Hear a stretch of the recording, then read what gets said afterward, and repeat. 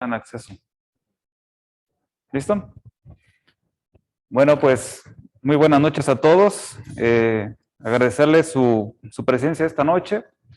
Hoy es nuestra 9ª sesión de la Asociación de Retina de Occidente y el tema que corresponde a esta sesión es el tema se titula Actualidades en el manejo de la retinopatía del prematuro. Para ello contaremos con los doctores, el doctor Luis Alberto Ramírez Ponce, la doctora Zaira del Carmen Bernal Díaz y la mesa redonda estará coordinada por la doctora Adriana Saucedo Castillo. Y bueno, como inicio de la sesión, procederemos a leer el acta de la sesión anterior por parte de nuestro secretario, el doctor Ernesto Márquez. Adelante, bueno, antes que nada, muy buenas noches a todos. Voy a tratar de hacerlo lo más breve posible para poder iniciar con la sesión. Voy a comenzar con la lectura del acta de la 7ª sesión ordinaria de la sesión de Retina de Occidente, de la Asociación de Retina de Occidente, siendo las 20:32 horas del día 24 de agosto del 2021, se da inicio a la 7ª sesión ordinaria de la Asociación de Retina de Occidente, la cual se realizó de manera virtual y transmitida por la plataforma Zoom, titulada Endoftalmitis, en la cual contamos con las presentaciones del doctor Guillermo García Guzmán, el cual nos presentó un panorama general del tema, así como las actualizaciones del mismo. Posteriormente contamos con la presencia del doctor Sergio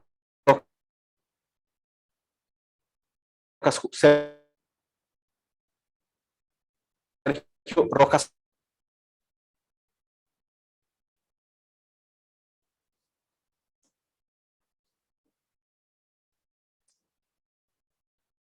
coordinada por la doctora Paola Jacobo Oseguera, en la cual se desahogaron dudas y se llegaron a acuerdos terminando la sesión, invitando obviamente a continuar participando en las actividades del colegio y obviamente en las actividades de la Asociación de Retina de Occidente. Así que adelante, Manuel, no sé si gusten ya iniciar con las presentaciones. Aprobación al acta de la sesión anterior. Pues muchas gracias, doctor Márquez. Bueno, procederemos con nuestra primer ponente. Nuestra primer ponente es la doctora Zaira del Carmen Bernal Díaz.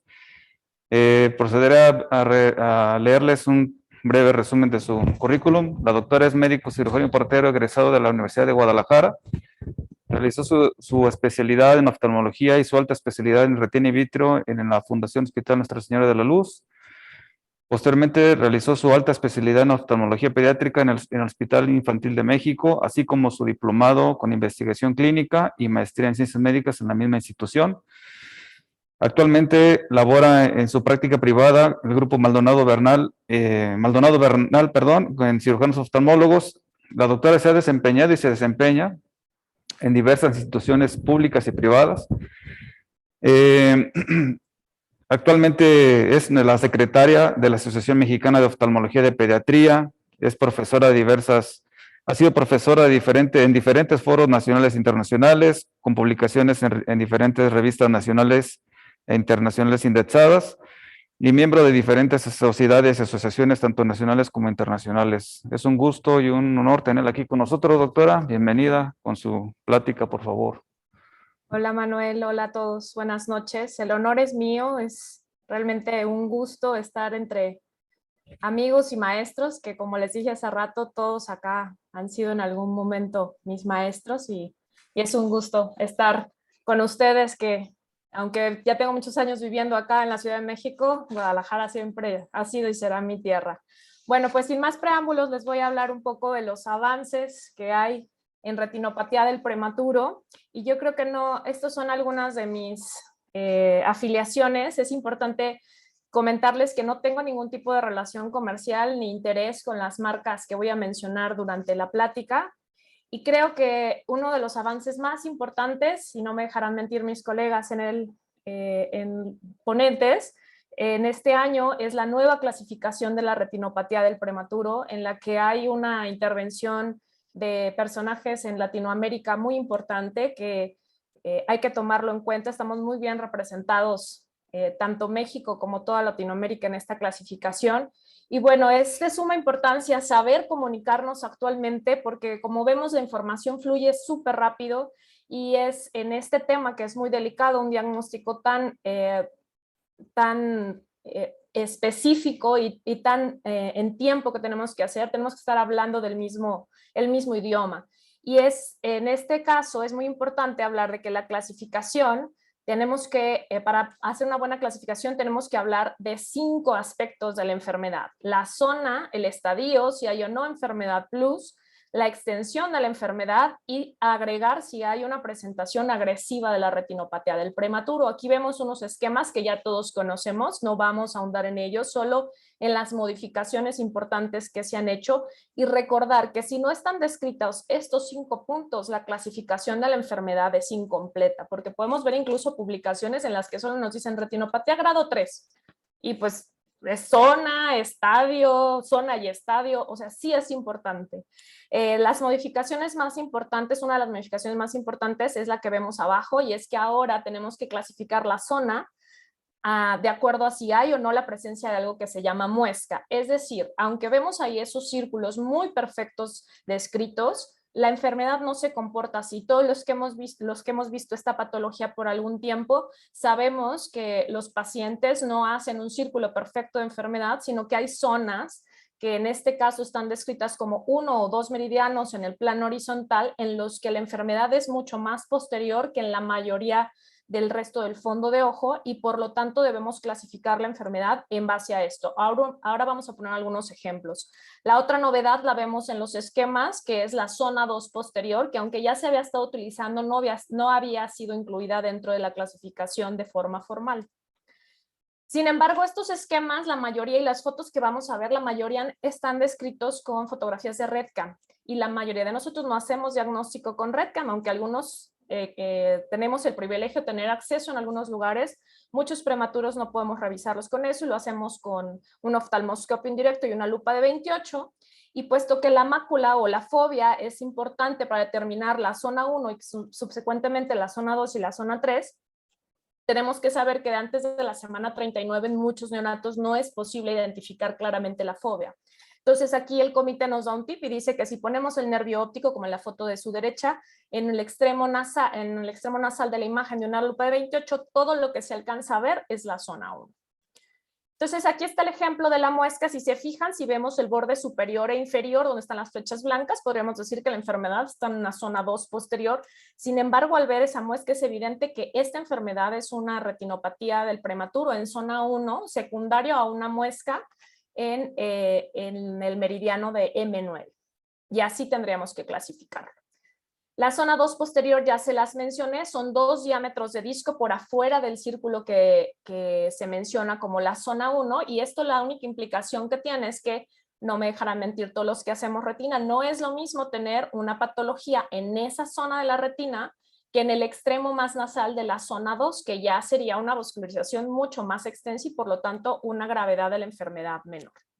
La zona 3 no tuvo ningún cambio y tenemos que simplemente asegurarnos que no haya ningún tipo de ninguna manifestación de retinopatía en los meridianos extremos nasales para asegurarnos que la enfermedad está en zona 3.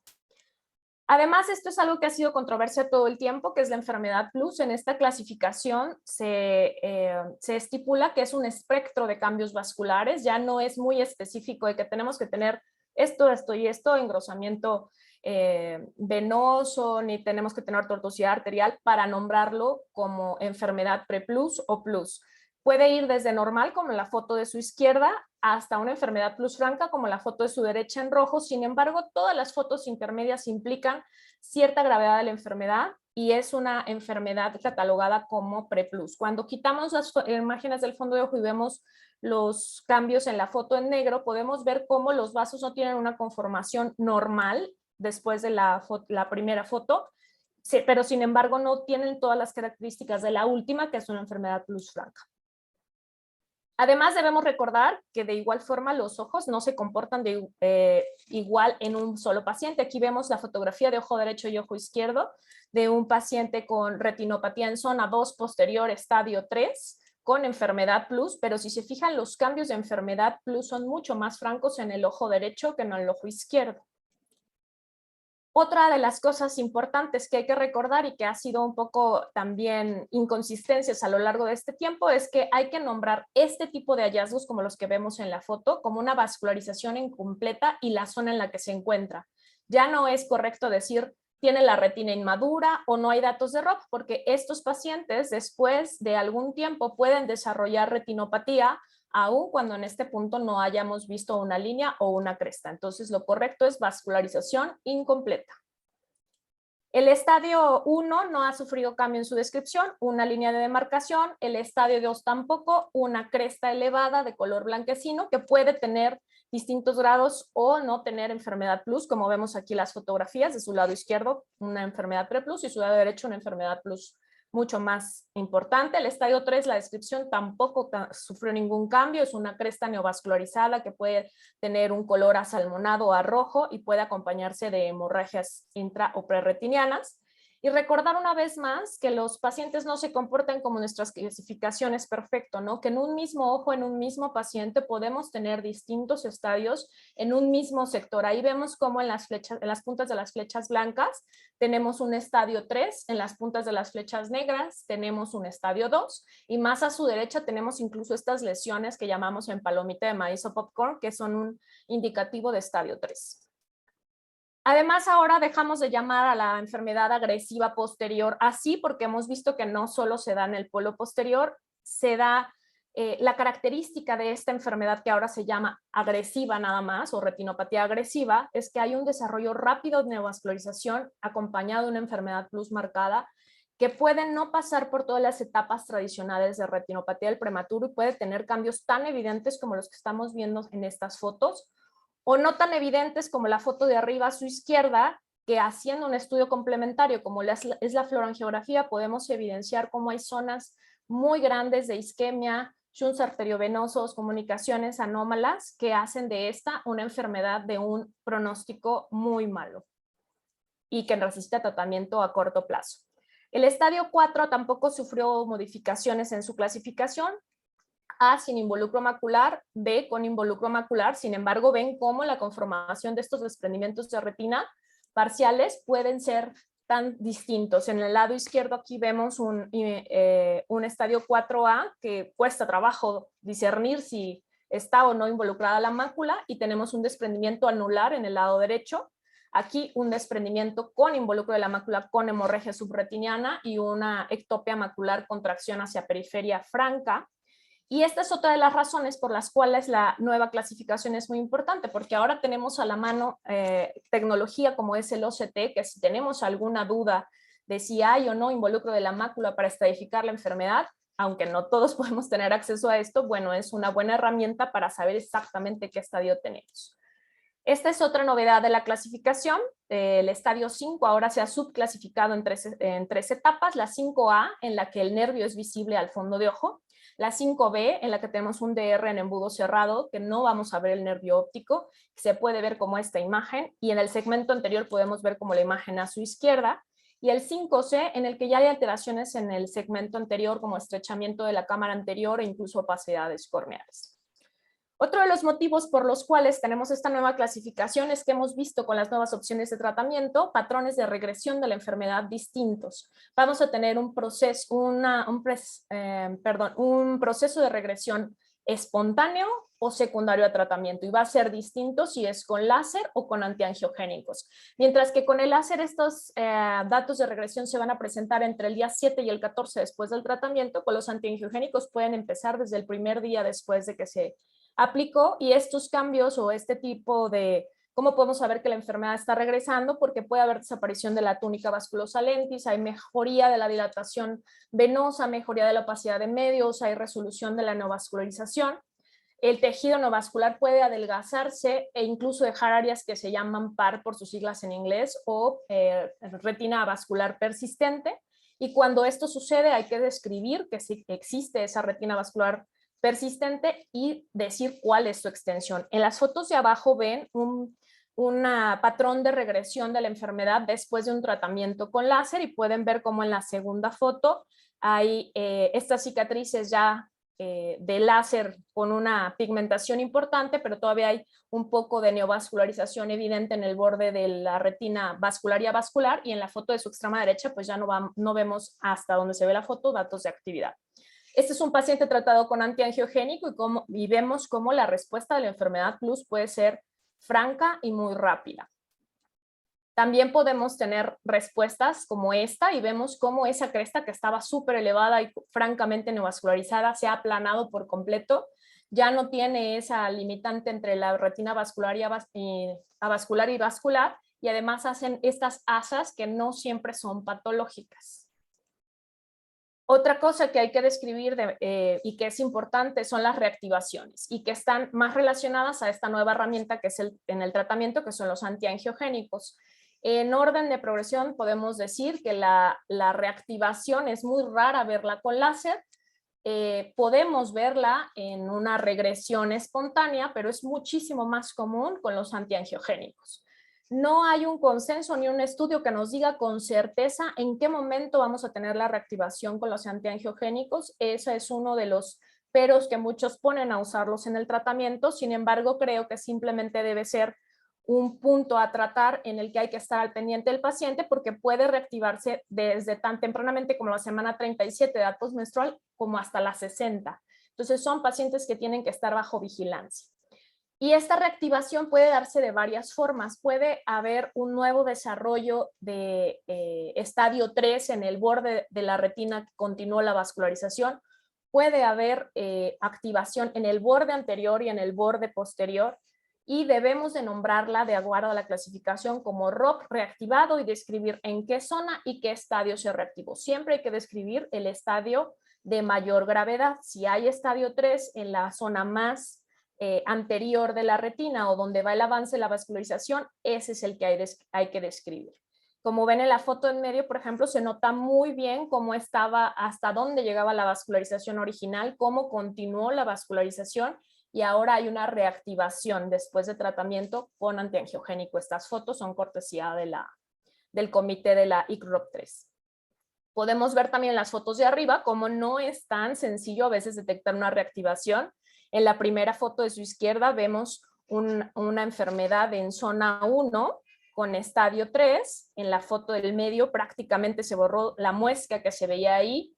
Y en la foto de la derecha vemos cómo empieza a elevarse de nuevo esa cresta. Sin embargo, también podemos tener cambios tan francos como las fotos de abajo, que aparece un árbol de Navidad o un coral en los que la neovascularización es muy evidente, aunque en algunas ocasiones puede ser sutil y tenemos que echar mano de la fluorangiografía. Las secuelas a largo plazo son múltiples y muy variadas, por lo tanto estos pacientes son pacientes cautivos del oftalmólogo pediatra o del especialista en retinopatía del prematuro que se encargue de su caso. Ahora, es muy importante la clasificación, es muy importante comunicarnos bien, pero lo más importante es saber para qué nos sirve. Nos sirve para esto, para decidir a quiénes sí vamos a tratar y a quiénes no vamos a tratar. A quiénes hay que vigilar estrechamente y a quiénes podemos vigilarlos con un espacio más amplio de tiempo. Y esta es una aportación de la Sociedad Panamericana de la Retinopatía del Prematuro que creo que es de mucha utilidad. No voy a ahondar mucho en eso, simplemente estadificando bien la enfermedad podemos saber los que están en rojo, los pacientes que deben de llevar tratamiento prácticamente de manera inmediata. ¿Qué opciones de tratamiento tenemos? Y bueno, hasta hace algunos, no tan poquitos años, porque este artículo del VITROP estuvo publicado en el 2011, entonces ya tiene sus años, pero este es uno de los ensayos clínicos que avala el uso de antiangiogénicos en retinopatía del prematuro de forma más importante. Este estudio estuvo diseñado para demostrar equivalencia. Se incluyeron 150 sujetos, 300 ojos y el punto de corte fueron las 54 semanas de edad postmenstrual. Las recurrencias con antiangiogénico y con láser en zona 1 fueron mucho mayores con láser que con antiangiogénico. Pero para la zona 2, las recurrencias fueron ya muy similares sin alcanzar diferencias estadísticamente significativas. Sin embargo, si vemos a los números crudos, pues sí hubo un 12% de recurrencias con láser y un 5% con bevacizumab.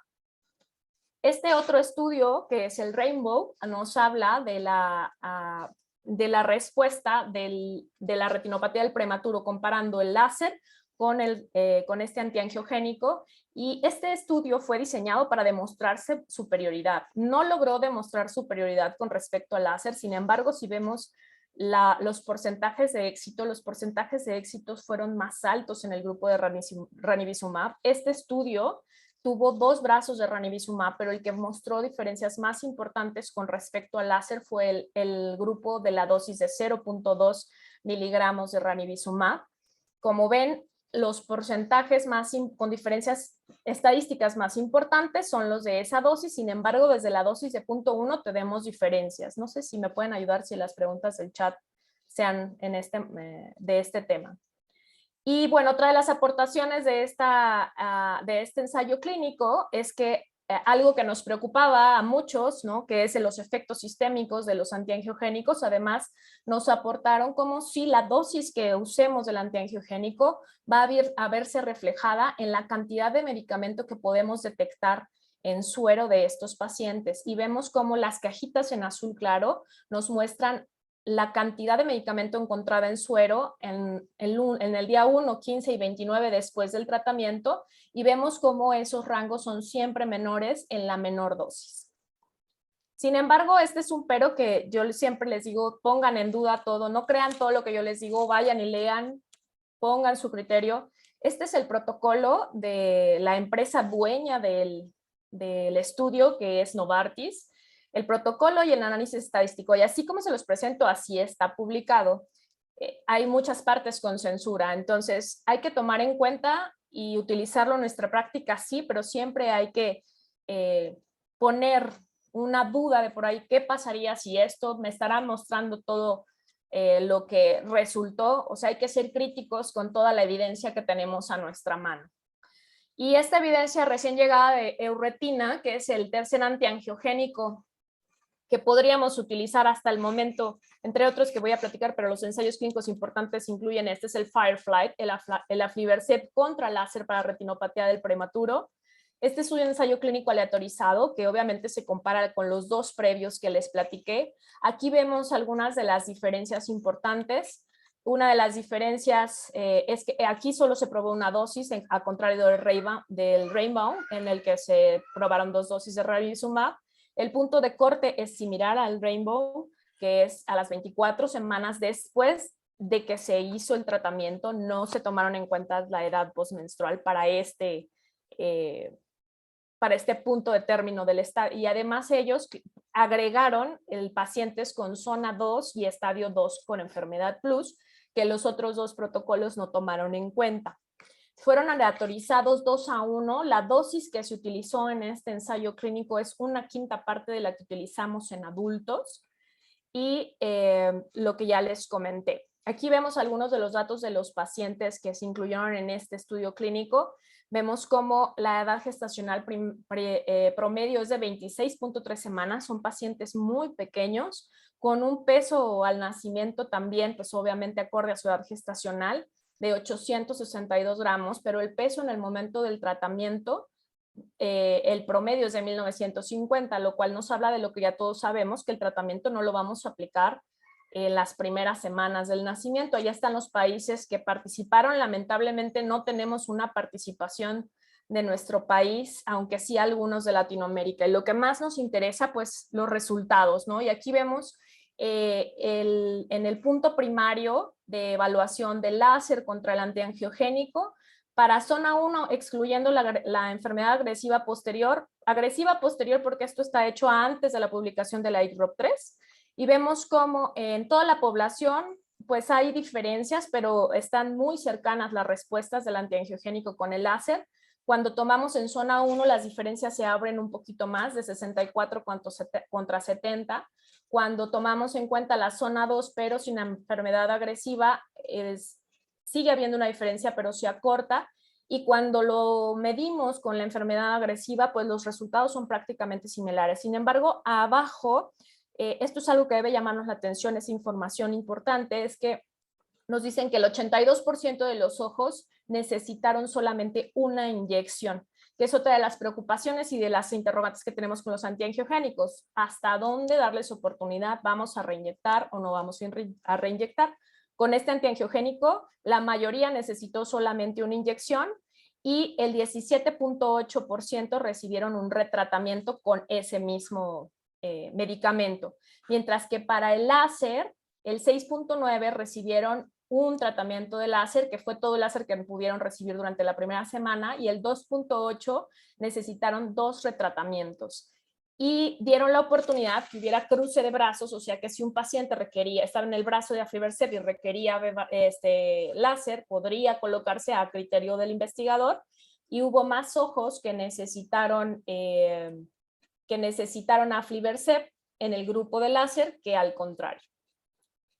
Aquí hay un punto que hay que esperar los resultados finales, pero creo que es importante fijarnos en los desenlaces no favorables, que sí, aunque el número neto es muy similar, 6.8 contra 5.6, si se fijan los números del desprendimiento de retina son casi el doble en porcentaje, probablemente ahí vamos a tener una diferencia significativa. Y aunque no nos detallan si hubo muertes en el grupo de láser, ha habido 3 muertes hasta el momento en el grupo de aflibercept. Todas ellos las atribuyen a patologías relacionadas con la prematurez, pero siempre va a ser una de las cosas más importantes a reportar en los ensayos clínicos que comprueban la eficacia y la seguridad de un medicamento. Estos son todos los puntos a nivel mundial en los que se incluyeron pacientes. Vemos pues cómo lamentablemente nuestro México está en ceros. Pero bueno, además de tener estas opciones de tratamiento, ahora vamos a empezar a ver bibliografía publicada sobre dosis diferentes de cada uno de estos medicamentos, pero además ya no solo comparados con el láser que hasta ahora era, me atrevo a decir, era el estándar de oro, porque probablemente este paradigma va a ir cambiando en los próximos años. Y ahora vamos a empezar a comparar un antiangiogénico con otro. Igual en el diagnóstico hay avances que nos hacen pensar que hay una explicación genética para que la enfermedad sea más grave en cierto tipo de pacientes. Aunque no hay nada definitivo, hay algunos grupos que están estudiando esto como una opción. En cuanto al diagnóstico, también tenemos muchos avances en la documentación de la enfermedad. Lo clásico es ver imágenes de REDCam como la que tenemos a la izquierda, pero ahora tenemos nuevas cámaras mucho más accesibles en costo, como esta que fue creada en la India, que es la Neonetra, que podemos ver cómo nos da una imagen de una calidad muy similar a la REDCam y de mucha utilidad para esta patología. También existen otras muy parecidas a la REDCam, como es la PanoCam, que pues tiene la posibilidad de tomar imágenes igual remotas, incluso imprimirlas y guardar información en la nube. Esta otra actualización, que es una aportación de personas, de colegas latinoamericanos, que es la toma de fotografías con un celular y una lupa de 28 con este nuevo aditamento para que podamos tener las dos manos libres. Y bueno, en cuanto a la telemedicina, esto es el futuro que ya llegó. Hay trabajos analizados, el más reciente en esta publicación del 2014, en el que vemos cómo incluso personal no médico que utiliza la telemedicina para poder estadificar la retinopatía del prematuro, lo hace con una sensibilidad y una especificidad muy buenas y sobre todo con un valor predictivo positivo y negativo que puede llegar a superar incluso el estándar de oro que ahora es la revisión del fondo de ojo con oftalmoscopio indirecto. No puedo dejar de mencionar los esfuerzos que se están haciendo en nuestro país para hacer que esto llegue al alcance de todos nosotros, y este es un proyecto creo muy bueno. No soy quien para describirlo, pero es un proyecto de la Asociación para Evitar la Ceguera en conjunto con Microsoft Philanthropies, y lo que tratan de hacer es poner a disposición de una aplicación en un celular tomando fotografías de un diagnóstico certero de retinopatía del prematuro para poder dirigir a esos pacientes con enfermedad grave en forma oportuna. Y bueno, en cirugía ya les platicará ahora también su experiencia Luis, pero ha habido muchísimos avances. El inicio de la microcirugía ha sido ya hace algún tiempo, pero en retinopatía del prematuro creo que está haciendo la diferencia. Estoy totalmente de acuerdo con mis colegas que dicen que si llegamos a un estadio 5 hemos perdido la batalla y siguen siendo de mal pronóstico. Sin embargo, con estos calibres pequeños y todos estos instrumentos antiangiogénicos y demás, podemos incluso darles una oportunidad a los ojos que tienen estos estadios avanzados. Y eso sería todo de mi parte.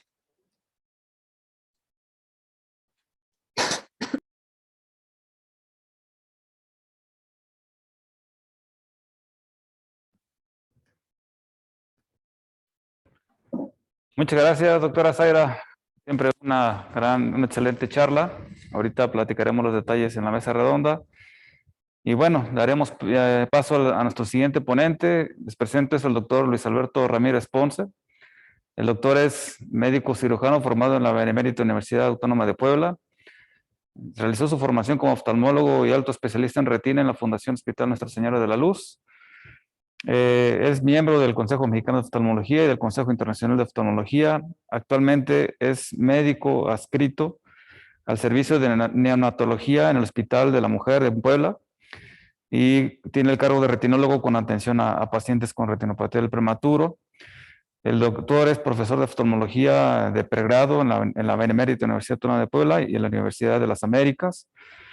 Es profesor de posgrado también de neonatología en el Hospital de la Mujer.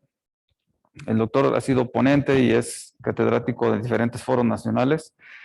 Y es miembro también del Colegio de Oftalmólogos del Estado de Puebla. Es el actual presidente del Colegio de Oftalmólogos del Estado de Puebla. Asimismo, es miembro de diferentes asociaciones y sociedades nacionales e internacionales. No me queda más que agradecerle al doctor por su esfuerzo y también por tomarse el detalle hoy en su cumpleaños, acompañarnos en este día para platicarnos de su experiencia en esta patología. Muchas felicidades y gracias, doctor. Un honor tenerlo con nosotros. Muchas gracias. Pues al contrario, para mí es un honor en este día poderles compartir un poquito de lo que hago y pues qué mejor que con una presentación de lo que hago todos los días. Bueno, entonces, pues yo les voy a hablar para no redundar un poco sobre la amplia exposición y ya muy detallada que nos hizo de manera brillante la doctora Zaira. Pues voy a hablar un poquito más sobre mi experiencia clínica. Bueno, entonces, esta es una imagen de un bebecito que estaba ahí en un cunero y muy plácidamente recostado. Y pues todos los días vemos escenas así muy tiernas, pero nos asomamos adentro del ojo y luego nos llevamos unas sorpresas. Entonces, a veces los que nos dedicamos al ROP, pues es una situación muy agridulce porque podemos encontrar muchas sorpresas no muy gratas, pero bueno, para eso estamos, para tratar de ayudarlos y hacer un poco mejor las cosas y que ellos puedan tener una mejor calidad de vida. Pues yo actualmente laboro en un hospital que es materno-infantil, atiende a mujeres de embarazos de alto riesgo, se derivan todas las pacientes del estado. Nuestro estado pues es el segundo estado con más municipios del país, tiene 217 municipios. Entonces ya se imaginarán la cantidad de pacientes que se refieren a esta unidad y por lo tanto nuestra población pues es muy alta. Y desafortunadamente pues todavía llegan casos como este. Siempre está mirando para arriba. Que son referidos tardíamente y desafortunadamente pues nos damos cuenta que el paciente no ve, ¿no? Entonces entre pues la falta de conocimiento y de los mismos padres o de los mismos médicos que dan la atención y la falta de referencia oportuna, pues nos llegamos a encontrar todavía con estos casos pues muy tristes. El año pasado tuvimos unos nacimientos de 5,700 nacimientos en nuestro hospital en el 2020 y de los cuales un 20% son pacientes prematuros. Como les decía, pues debido a que son embarazos de alto riesgo, pues tenemos una alta tasa de nacimientos prematuros. Y pues las revisiones oftalmológicas que realizamos en el año pasado fueron un total de 1,500 entre valoraciones a terapias intensivas neonatales intermedias y la consulta externa. La consulta externa, pues vemos a los pacientes que van egresando de las mismas terapias, pero también nos envían pacientes de valoración de otras unidades, de otros hospitales del estado.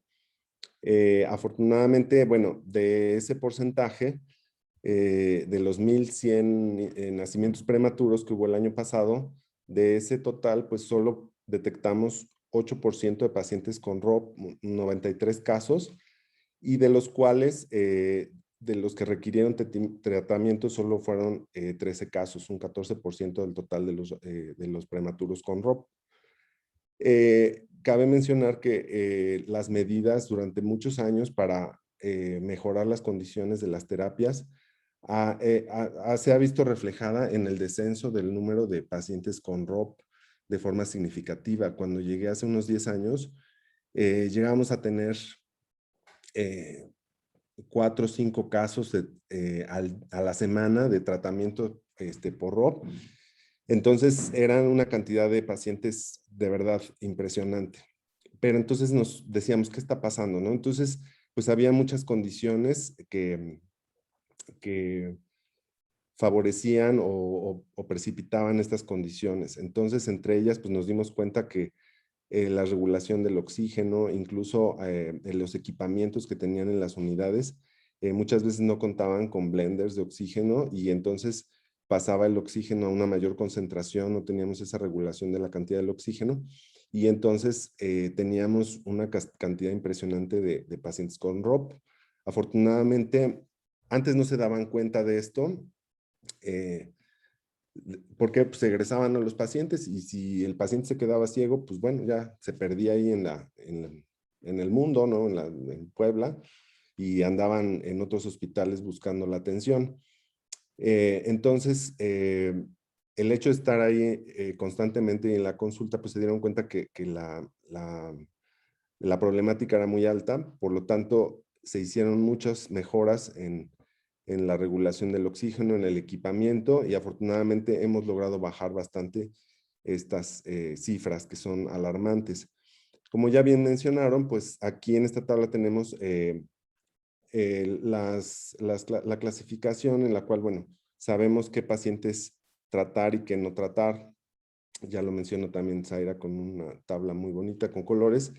Y bueno, clásicamente aquí en el hospital lo que hacemos es en su mayoría tratamos a pacientes con terapia antiangiogénica. ¿Por qué? Porque bueno, estamos muy pegados, tenemos valoraciones semanales, quincenales a nuestros pacientes. También ya explicó muy bien cómo es este criterio de evaluación, pero bueno, siempre estamos pegados a estas terapias para que no se nos pase ningún paciente. Entonces, lo ideal es detectarlos y en cuanto requieran el tratamiento, pues entonces aplicarlo. Entonces, en la mayoría de los casos, empezamos a detectar alguna situación como la de estos gemelos que vemos aquí, en la cual observamos esta dilatación vascular y tortuosidad que se refiere pues al plus, que como ya bien mencionó Zaira, pues con la nueva clasificación, pues tomamos en cuenta ya otros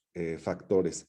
Vemos también la presencia de hemorragias y bueno, en esta zona pues vemos toda la zona de retina vascular. También esto que mencionaba sobre la nueva división de la zona 2, pues es muy, muy importante, ya que no es lo mismo que se presente una ROP en esta zona 2 posterior, a que ya se presente en una zona un poquito más periférica. Entonces vean también cómo entre gemelos puede haber igual la presencia de retinopatía de forma pues muy similar, aunque en este caso pues en el gemelo 1 vemos un mayor plus. En este caso estos pacientes fueron tratados con antiangiogénico. Aquí, bueno, vemos cómo hacemos nuestra toma de las imágenes con una RedCam, que tenemos una RedCam portátil. Podemos acceder con ella a todas las terapias y, por ejemplo, en este caso es un paciente que trajeron de la Sierra Norte a la mamá por un embarazo complicado y pues podemos observar ahí cómo pues se encuentra una retinopatía en zona 2 con bastante plus, vemos mucha dilatación y el estadio, pues estadio 3, ya vemos ahí presencia de neovasos. Nosotros empezamos utilizando bevacizumab, ya que cuando iniciamos en el 2011 apenas estaban las primeras publicaciones sobre el uso de antiangiogénicos. No teníamos equipo láser y afortunadamente la unidad de oncología tenía a bien a darnos los excedentes de bevacizumab y entonces iniciamos con tratamiento con bevacizumab. Actualmente el hospital nos hace el favor de comprar ranibizumab y es el que actualmente utilizamos. Esto lo hacemos muchas veces en la terapia intermedia o en la terapia intensiva en la que se encuentra el paciente. No necesitamos sacarlo y lo hacemos con anestesia tópica. Y bueno, es un procedimiento el cual es mucho más rápido y como ya mencionó, también tiene algunas ventajas, sobre todo en aquellos que se encuentran en zona 1. ¿Ok? En este caso, este paciente, pues vemos cómo estaba su retinopatía antes de la inyección y esta imagen de abajo es un día después. Entonces también, como Zaira nos menciona, los cambios con el antiangiogénico son fabulosos, son maravillosos. De un día para otro podemos ver cambios así de drásticos. Aquí en el ojo izquierdo todavía podemos observar la presencia de algunos neovasos. Sin embargo, vean cómo disminuyó importantemente el plus. Y en el ojo derecho pues se ve una mejoría pues bastante notoria. Este otro paciente que les voy a mencionar es una paciente que tenía, bueno, aquí se le puede observar un hemangioma capilar en la frente y vemos cómo presenta también una retinopatía grado 3 con plus en zona 2 y vemos cómo se ve una cresta importante ahí con presencia de neovasos y también algunas lesiones popcorn en algunas tomas periféricas. Y al aplicar el bevacizumab, este es el ranibizumab, perdón, esta es una imagen al día siguiente vemos cómo disminuye importantemente esa cresta, se aplana y lo más importante es que un mes después podemos ver cómo estos vasos logran avanzar de forma considerable, aunque algunas hemorragias ahí persisten, pero esas van desapareciendo. También esto de la nueva clasificación es muy importante, de la regresión y de la remisión. ¿Por qué? Porque a veces ponemos el tratamiento y se nos olvida que puede haber una regresión, una remisión, y nos llevamos sorpresas. Nos ha tocado ver pacientes meses después que llegan con alguna reactivación. Y pues es muy triste porque si llegan demasiado tarde, pues todo lo que hicimos inicialmente puede irse al traste. Este es un ejemplo que les voy a poner de otro paciente. Muy triste el caso porque es un paciente externo, no es un paciente de nosotros, nos los mandan de otro hospital. El día de su valoración presentaba una retinopatía con grado 3, con plus.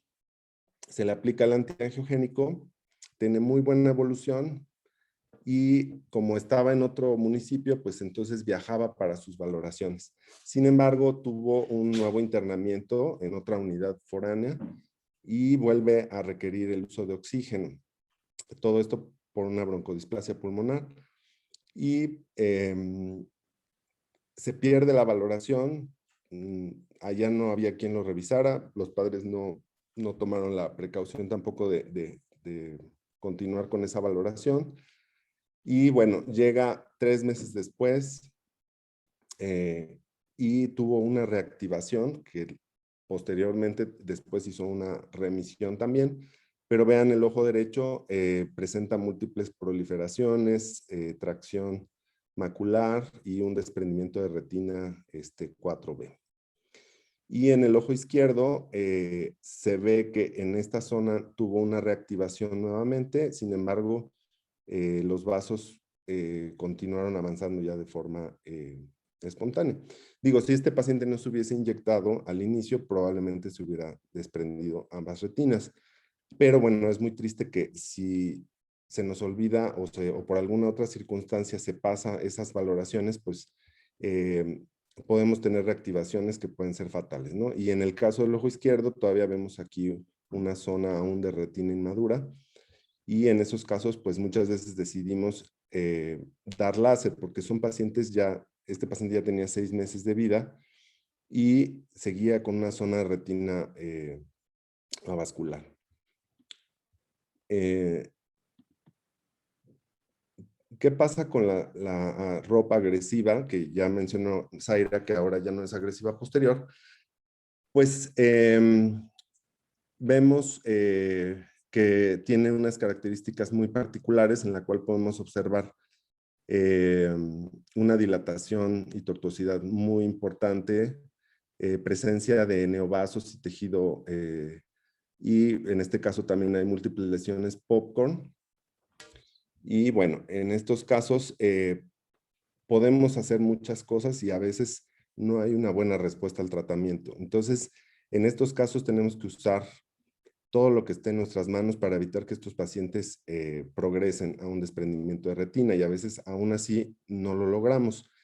En estos casos muchas veces utilizamos algún antiangiogénico y posteriormente además utilizamos el láser. En zona 1 pues siempre es muy importante iniciar con el antiangiogénico.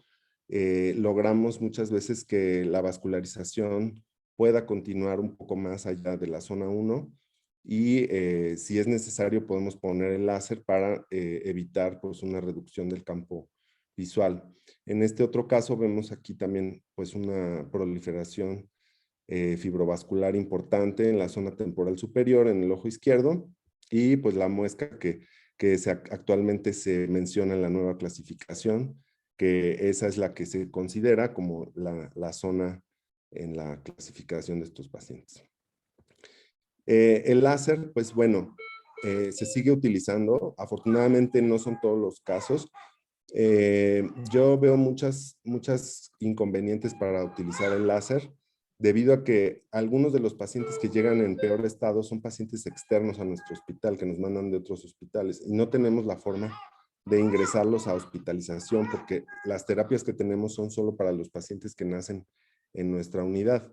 Entonces tenemos que sedarlos y tenemos que egresarlos el mismo día, o si no, pedir a otra unidad que está ahí junto a nosotros, donde tienen terapias de pediatría para que nos apoyen en caso de que requiriesen un internamiento. Entonces, el tiempo también que utilizamos es mucho mayor, pues nos llevamos a veces más de una hora o más de una hora, debido a que pues sí es un procedimiento complejo y bueno, obviamente aquí tenemos el apoyo de los pediatras para evitar pues una anestesia general, ¿no? En este otro caso que les presento tenemos un paciente que fue tratado también con ambas terapias. Iniciamos con el antiangiogénico y en el ojo derecho presentó una reactivación y aquí vemos la zona de láser ya posterior al tratamiento, y del lado izquierdo no fue necesario colocar el láser, solo el antiangiogénico, y vemos como si hay un avance ahí importante de los vasos hacia la zona temporal. Sin embargo, podemos ver todavía en el ojo derecho que presenta aún dilatación venosa, entonces estos pacientes hay que vigilarlos muy de cerca.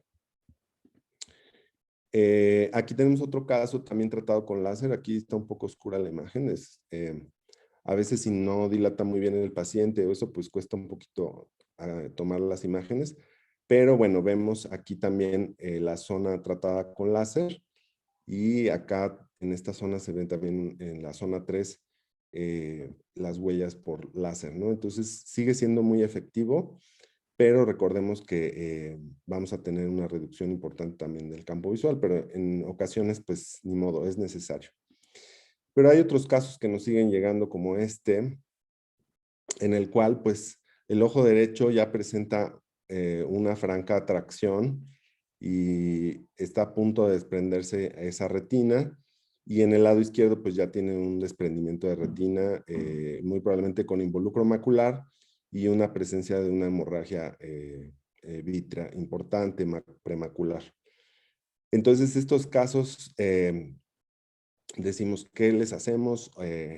Entonces es difícil tomar una decisión en este tipo de pacientes porque muchas veces son pacientes que aún pueden ser que dependan del oxígeno, que aunque los queramos meter a una cirugía, por el peso y por las condiciones sistémicas es muy difícil. Tengo ahorita un paciente con una hidrocefalia, se inyectó con el ranibizumab, se puso una segunda dosis porque se reactivó la retinopatía y posteriormente un ojo presentó igual progresión y tracción de la retina temporal.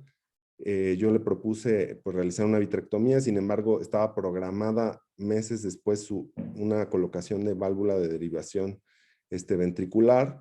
Entonces, en estos casos, pues hay que priorizar qué se tiene que hacer primero, ¿no? Entonces, la mamá llevaba meses esperando la cirugía por neurocirugía, pero también urgía pues la cirugía de retina, ¿no? Entonces, en estos casos, muchas veces tenemos que ver al paciente de forma pues integral y ver muchos factores, ¿no? Y bueno, desafortunadamente también nos siguen llegando casos de ROP grado 5, como también mencionó Zaira, pues actualmente la clasificación nos hace muy puntualmente una distinción de una ROP grado 5A, 5B, que sería como esta, y una 5C en la cual ya tenemos pues cambios en el segmento anterior y pues todo hay un masacote pegado al cristalino. Entonces, es muy triste, ¿no? Ahora, también estamos viendo algunas alteraciones, sobre todo en los meses anteriores, nos tocó ver casos como este que les estoy presentando acá. Es un paciente que fue prematuro de 33 semanas, peso 1800 gramos y se realiza la primera valoración a las 3 semanas de vida. Normalmente a las 33 semanas de gestación yo hago la valoración a las 3 semanas o a las 36 corregidas, y si nació de 34 la hacemos a las 2 semanas o a las 36 también corregidas. ¿Por qué? Porque sí me ha tocado ver, es raro, pero sí llega a haber casos con retinopatía en pacientes pues más grandes, ¿no? Entonces, este paciente no fue tan pequeño, no tuvo tantas condiciones de riesgo, tantos factores de riesgo, estuvo muy pocos días con oxígeno y en fase 1, o sea, nada más estaba ahí con el oxígeno indirecto, y me sorprende que a la primera valoración veo estos cambios en el ojo. Esto es más común verlo en pacientes pues muy chiquititos, muy crónicos, que llevan meses en la terapia con oxígeno y intubados. Entonces, pues no sabíamos por qué llegó este paciente así. Investigando, luego vimos que la madre fue sospechosa de COVID, no le hicieron pruebas. Entonces, yo supongo, bueno, suponemos que estos casos que se empezaron a disparar en pacientes un poquito más grandes, sin tantos factores de riesgo, puedan deberse a una comorbilidad por el COVID. Entonces, pues hay que estar atentos en estos pacientes también, porque podemos ver cambios importantes. Y por último, les voy a presentar otro caso que me llega también referido, el cual pues fue un prematuro de 30 semanas de gestación, pesó 900 gramos al nacer y estuvo en una otra UCIN diferente a la nuestra y estuvo 45 días, también con anemia que requirió múltiples transfusiones, y tenía una valoración por oftalmología que decía, se reporta vasculogénesis normal, así decía la nota. Entonces lo dan de alta, nada más le hacen una sola valoración, lo egresan y pues llega a los 6 meses de vida con que la madre se da cuenta que no responde a estímulos luminosos. Entonces es un paciente con un ROP grado 5C y pues los dos ojos estaban igual. Entonces se pospone un mes más la cirugía porque tuvimos que corregir la anemia.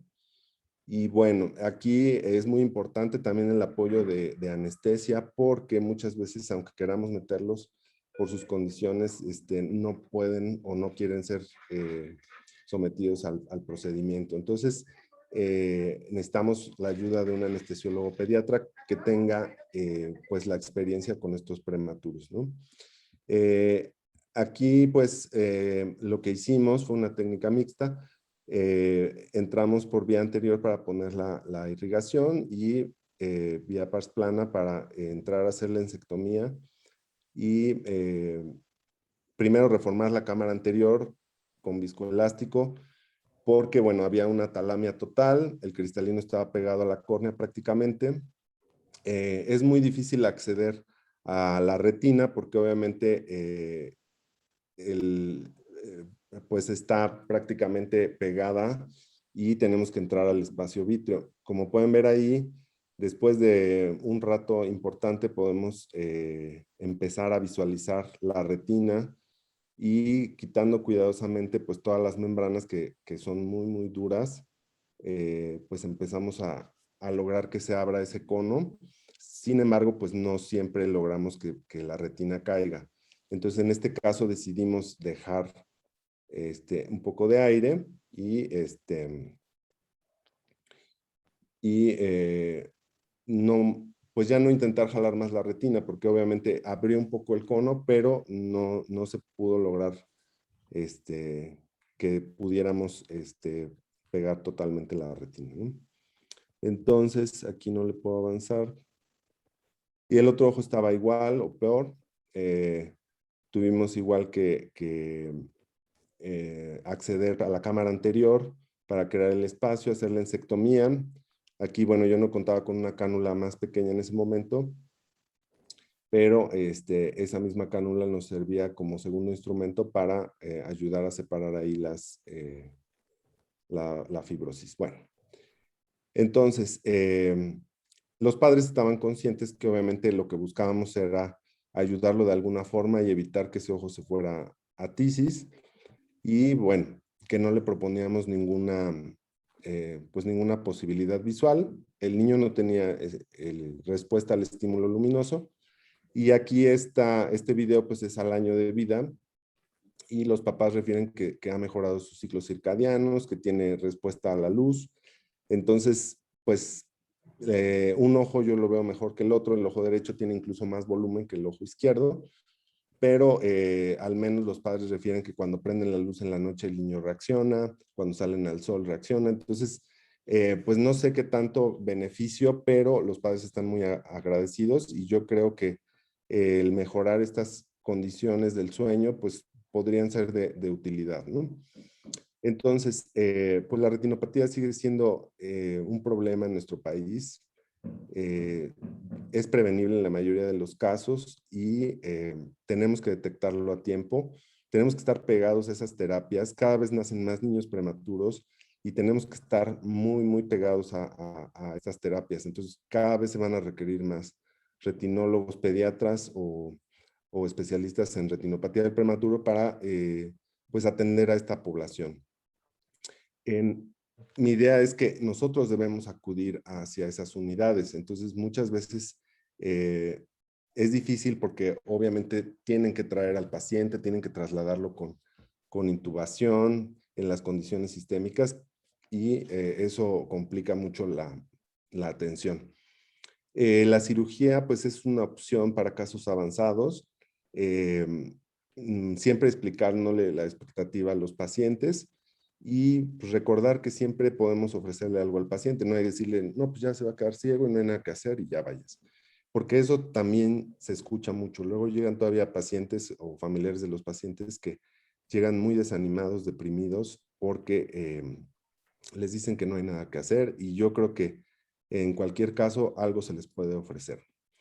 Y bueno, también lo más importante en estos casos es la rehabilitación y no abandonarlos. Estos pacientes tienen que valorarse ya de por vida porque sabemos que también la incidencia de desprendimiento de retina en pacientes con ROP, aunque no hayan tenido una ROP tipo 1, pues es más frecuente en los pacientes prematuros. Y bueno, obviamente la rehabilitación óptica. Y bueno, aquí por ejemplo les pongo casos que hemos tenido de cuatrillizos, trillizos y niños que, bueno, actualmente están tratando de llevar su vida lo más normal posible. Por ejemplo, este niño fue tratado con antiangiogénico 2 dosis, luego tuvo una reactivación, era una agresiva posterior, en ese momento pues la clasificamos así, y a pesar de eso, uno de los ojitos tiene una retina funcional en un pedacito de retina que no se ha desprendido y que gracias a eso, pues él puede incluso escribir y leer con dificultad, ¿no? Y bueno, pues eso sería todo y pues muchas gracias por su atención y cómo no motivarse a ir a trabajar con esta vista todos los días. Gracias. Bien. Muchas gracias, doctor Ruiz. Excelente charla. Gracias.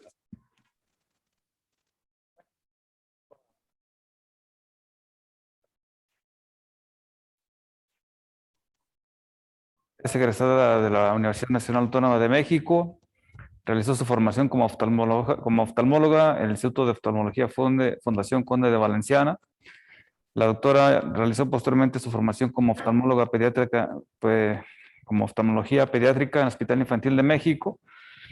Posteriormente realizó su formación como alto especialista en retina in vitro en la Fundación Hospital Nuestra Señora de la Luz. Es miembro de la Sociedad Mexicana, del Consejo Mexicano, de la Asociación Mexicana de Retina. La doctora es médico adjunto al servicio de retina de la Fundación Hospital Nuestra Señora de la Luz. Es profesor de posgrado y de pregrado de oftalmología. Es la actual jefa de enseñanza de investigación de la Fundación Hospital Nuestra Señora de la Luz. Y pues es autora y coautora de diversas publicaciones de revistas nacionales e internacionales indexadas.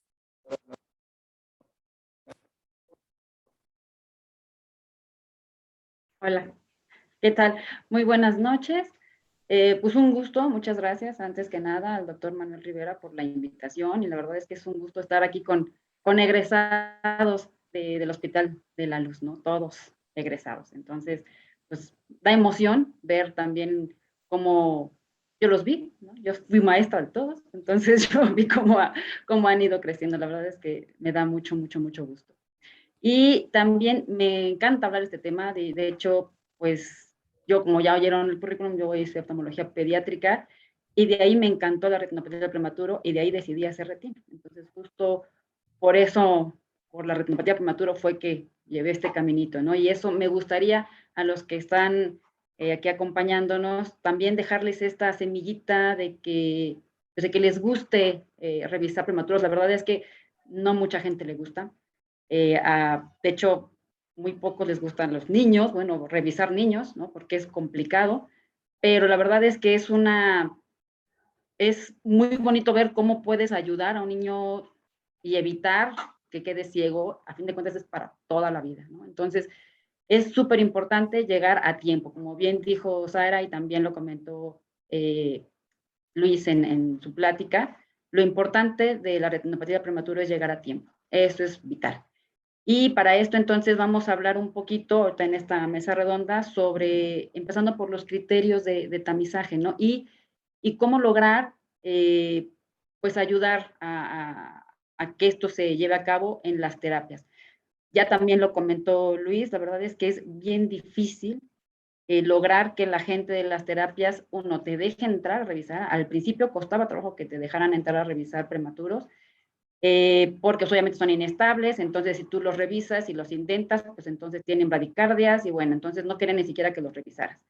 Entonces de poquito en poquito el oftalmólogo se ha ido metiendo más, se ha involucrado más en esta revisión y tratamiento para evitar justamente tener niños ciegos y me da muchísimo gusto ver que Luis logró mejorar el estado de las terapias, ¿no? Entonces, algo importante es que esto es un ejercicio multidisciplinario, no es nada más el oftalmólogo, sino tenemos que hacer un equipo, tanto con enfermeras, que son las que van a estar principalmente al tanto de los pacientes, ¿no? Al tanto de cómo está la oximetría, bueno, la oxigenación, que suena el monitor porque tiene apnea el paciente, entonces tienen que estar ahí en constante vigilancia. Obviamente con el neonatólogo y pues no nada más el oftalmólogo, sino también en algunos otros países la enfermera es quien hace estos screenings, ¿no? Entonces es bien importante pues lograr este equipo. Zaira, no sé dónde tú trabajas, ¿ya estaba este equipo organizado o tú lo organizaste? ¿Cómo ves la terapia? Porque digo, hay incluso terapias, como bien comentaba Luis, que no tienen ni siquiera mezcladores de oxígeno, ¿no? Entonces tienen oxígenos así súper altos y hay que, pues, educar a este equipo. Cuéntame Claro. cómo fue tu caso. Pues mira, yo la verdad es que soy un nómada porque soy una apasionada también de la retinopatía del prematuro, entonces no solo voy a una terapia, he ido a muchas terapias y ahorita voy a 3, al Hospital Infantil Privado, al Sanatorio Durango y a la Marina, pero he ido también a otros hospitales de la Secretaría de Salud de la Ciudad de México y el panorama es muy distinto en cada uno. Hay lugares en los que difícilmente tienen presente incluso los neonatólogos la importancia de este tipo de tamizaje. y hay lugares en los que todo está súper organizado, en los que te piden la interconsulta casi desde la primera semana que nacen los niños, y más bien tienes que decirles, ok, está bien, ya estoy enterado, pero vamos a hacerla en forma, en su punto. Y creo que aquí hay un punto muy importante que hay que mencionar, y decías los parámetros, a qué niños vamos a revisar. A mí me encanta la medicina basada en evidencia como buena maestra en ciencias que soy, pero este es un punto en el que no tenemos que tomar en cuenta lo que está publicado en Primer Mundo, porque nuestros pacientes son diferentes, porque está súper demostrado también que si nos dedicamos a revisar solo los niños que revisan en Estados Unidos, que es nuestro vecino más cercano y al cual le hacemos caso en casi todo lo que hacemos, vamos a perder un gran porcentaje de niños con un riesgo grande de una enfermedad grave, potencialmente discapacitante. Entonces, en nuestro país sigue siendo parámetro 34 semanas, 1.750 gramos o menos.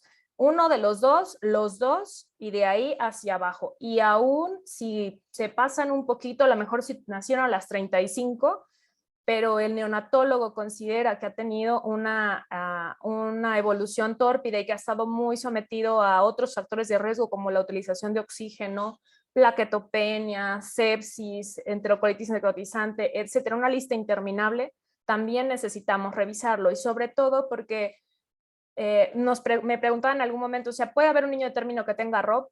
No, o sea, no hay un niño de término que tenga ROP, pero en nuestro país y en muchos países de Latinoamérica, la edad gestacional puede no ser muy confiable. O sea, puede ser que la mamá realmente no sepa cuál fue su fecha de última menstruación y que por tanto no tengamos una certeza de la edad. Puede haber productos con restricción del crecimiento intrauterino y a lo mejor son niños de 36 semanas por capurro, pero que pesan un kilo. Y entonces eso les confiere riesgo, ¿no? Y que necesitaron oxígeno. Entonces, bueno, tenemos que poner ese parámetro y definitivamente sí hay que organizar la terapia, y tocaste un punto muy importante, el personal de enfermería. Ellas no ponen las indicaciones, pero ellas son quienes, si se ve morado el niño, les suben al oxígeno.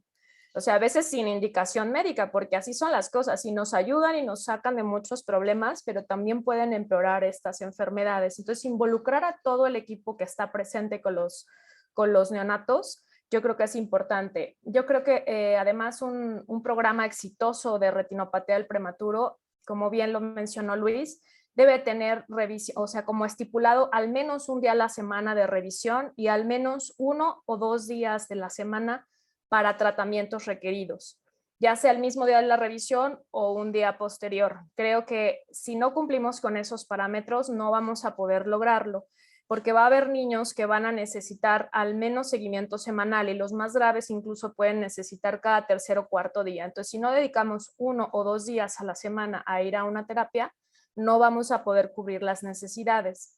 Y otro punto importante es ese, que la verdad es que ahora empiezo a ver las preguntas, y va a haber muchas preguntas de cirugía porque estamos entre retinólogos, pero tenemos que quitarnos esa idea de que me traigan al niño. Así lo vivimos Adriana, Luis y yo. Los niños venían al hospital, pero eso no es lo que tiene que pasar. Hoy en día nosotros somos los que tenemos que desplazarnos. Si nos gusta esto, nos apasiona y estamos comprometidos con los niños con retinopatía, tenemos que estar ahí. O sea, cualquiera podría decir que hace un oftalmólogo en un hospital materno infantil, ¿no? Pues hace la diferencia, esa es la realidad. Así que definitivamente que Luis está poniendo el ejemplo de lo que se tiene que hacer. O sea, hay que ir ahí, hay que hablar con el equipo y hay que hacer este tipo de modificaciones e implementaciones. Yo una de las cosas que les digo es que cuando empiezo a trabajar en una terapia intensiva hay que tener un censo semanal en el que me pongan los datos básicos del paciente. Hay muchos factores de riesgo para ROP publicados, pero los más consistentes son edad, edad gestacional, nacimiento, peso al nacimiento y los días que utilizaron de oxígeno suplementario, ya sea por ventilación mecánica o cualquier otro método. De acuerdo. De hecho, como bien comentó Saya, ¿no? Entonces, en países de primer mundo, pues está estipulado que abajo de 1.500 gramos o de 32 semanas de gestación. Pero en el último, bueno, en México se estaba, hasta antes del 2019, se estaba manejando justo eso, ¿no? 1.750 gramos y 34 semanas de gestación. Pero en el último libro que sacó la Sociedad Panamericana de Retinopatía del Prematuro, incluso ya lo manejan que en países subdesarrollados, hasta 36 semanas de gestación y 2 kilos de peso. Entonces, como que cada vez vamos aumentando este rango porque hemos visto, como Luis también me mostró en una imagen, también pacientes más grandes, con mayor peso al nacimiento, con datos de retinopatía del prematuro. Entonces, bien importante, a lo mejor es algo muy básico para retinólogos ahorita, ¿no? De hablar sobre el screening, pero la verdad es que esto se va modificando. Entonces, no dejar pasar estos niños que pensamos que no pueden tener nada y de pronto pues, resulta que tuvieron una retinopatía y que puede llegar al desprendimiento de retina, ¿no? Ahora, de tratamientos. Bueno, sobre tratamientos ya vimos que antes o todavía se sigue manejando, ¿no? Que el láser sigue siendo el gold standard. Pero la verdad es que lo hemos ido dejando un poquito de lado porque pues sabemos que tiene más secuelas, ¿no? Desde miopía, que aparte tarda más en hacer efecto el medicamento, bueno, el tratamiento, y ahorita lo que más utilizamos y que aparte es más accesible, que podemos, o sea, es muy rápido, ¿no? El láser te puedes tardar a lo mejor, si eres muy ducho, a lo mejor media hora, pero la verdad es que al principio te puedes tardar hasta una hora, hora y media. La verdad es que es muy difícil en un ojito hacer el tratamiento, tienes que tener muchísima, pues adiestramiento, ¿no? Para hacer ese tratamiento. Y en cambio, con antiangiogénico, pues obviamente tiene sus riesgos porque es un ojo chiquito, el paciente se mueve y no lo haces con anestesia, no lo haces únicamente con anestesia tópica, no es local, no es sedación. Y bueno, tenemos una gran variedad. Tenemos el bevacizumab, que ya, pues ya prácticamente no está utilizado por el programa que tenemos en México. Tenemos el ranibizumab, pero también está en la literatura, como bien lo comentó Zaira, el aflibercept, pero también está el convercept. Ya también salieron publicaciones de que también es muy bueno, pero pues obviamente todo está en experimentación. Luis, oí que entonces tu primera opción era bevacizumab y ahora estás con ranibizumab, ¿no? ¿Qué dosis colocas de medicamento y qué pensarías cambiar de medicamento a alguno de las otras dos variantes? Pues mira, inicialmente empezamos algunos años con bevacizumab y usaba 0.05 mililitros de cavidad intravítrea. Después llegó el ranibizumab y ahorita estoy aplicando 0.03 mililitros intravítero a 1 milímetro de la pars plana. ¿Por qué? Porque aunque se ha visto respuesta en dosis más pequeñas, muchas veces es difícil en mi unidad poder utilizar con las jeringas que nos proporciona la Secretaría, dosificar y me ha tocado que se queda mucho del medicamento en el tipo de agujas que nos dan. Entonces yo por eso prefiero ponerle hasta un poquito más, a veces hasta 0.05 mililitros. Bueno, sabemos que la dosis es de 2.3 miligramos en 0.2 mililitros. Esa es la concentración. Entonces yo pongo 0.03, pero a veces les pongo hasta un poquito más y meto una pequeña burbujita de aire muy chiquita y la cual hago que el medicamento baje y la burbuja quede arriba para que quede esa pequeña burbujita muy, muy pequeña en la parte superior y cuando entre el medicamento esa burbujita impida que se regrese el medicamento, porque sí me ha tocado ver casos que les pongo a los dos ojos están muy similares, los reviso y de pronto un ojo está perfecto y el otro está igual como si no hubiera inyectado. Y yo asumo que muchas veces en esos casos que pasa eso es porque el medicamento o se quedó parte en la aguja o se regresó. Entonces, ahora lo hago así con una micro burbujita muy pequeña y la dejo hasta el final y esa hace que empuje todo el líquido hacia adentro y con eso es suficiente. Y bueno, he tenido solo una experiencia de forma particular con una paciente. Era una paciente de 26 semanas de gestación, muy pequeñita. Y bueno, tenía igual en zona 1, tenía un plus en zona 1. Y pues prácticamente toda la retina avascular. Entonces, en ese momento la trasladaron porque también venía de otro estado incluso. Y la llevé a la clínica donde yo opero y me dicen, solo hay aflibercept. Entonces, ok, pues vamos a utilizar aflibercept y súper bien. La verdad es que yo veo que con ranibizumab tienes que estar muy atento al justo al mes de inyectarlo, de las reactivaciones, porque sí me ha tocado que justo al mes van muy bien y de pronto, pum, otra vez, aún sin oxígeno el paciente. En cambio, en este caso, pues bueno, he tenido solo poca experiencia con aflibercept, pero sí pude ver que estuvo mucho tiempo para que vascularizar esa retina hasta la hora cerrata. Fueron meses, más de 6 meses de vida de la paciente, y realmente me impresionó, y además estuvo mucho más tiempo con el oxígeno y no vi una reactivación. Utilicé 0.04 mililitros del aflibercept y con muy con muy buen resultado. En esa paciente no tuvo reactivaciones, no tuve que reinyectar. Entonces yo, bueno, está reportado que el efecto, obviamente, la duración del efecto es mayor, y creo que en estos casos donde falta mucho por madurar la retina, pues podría ser de utilidad el aflibercept, pero es una experiencia personal. Sí, de hecho, ahorita todos los reportes pues van enfocados a lo que ya conocemos, ¿no? El bevacizumab, el ranibizumab, y muy poco sobre aflibercept y convercept, que en teoría tienen mejor, según los estudios, estos chiquitos que se han hecho, pues tienen mejor efecto justamente porque duran más tiempo, ¿no?